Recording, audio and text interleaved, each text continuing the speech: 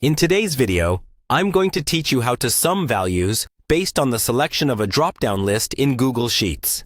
This is a useful skill if you're looking to create dynamic reports or interactive worksheets where data aggregation changes based on user input. First things first, open up a Google Sheet. If you don't have one ready, you can easily create a new one by navigating to Google Sheets and clicking on the blank sheet option. Once you have your sheet open, we'll begin by organizing our data. The key here is to have your data neatly arranged into columns. Make sure you have a column designated for the different categories that will be linked to your drop-down list and another column for the values you want to sum. Now, let's set up the drop-down list. Start by selecting the cell where you would like the drop-down list to appear. This cell will serve as the interactive point for selecting different categories. Once you've selected the appropriate cell, head over to the top menu and click on Data. Then choose Data Validation from the drop-down. This will open up a new window where you can set the criteria for your drop-down list. In the Data Validation window, under the Criteria section, you have a couple of options.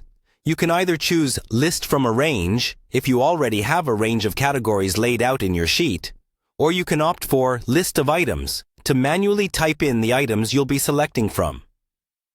If you opted for List from a range, you'll need to specify the range that contains your categories. Simply click on the grid icon and select the range of cells that hold your categories. Once done, click OK and then Done to apply these settings. For the next step, you'll want to decide where the sum of your selected category will be displayed. Click on the cell where you'd like the sum to appear. We'll use a special formula here, the SUMIF formula. To enter this, make sure that your cursor is in the selected cell and type in the formula SUMIF.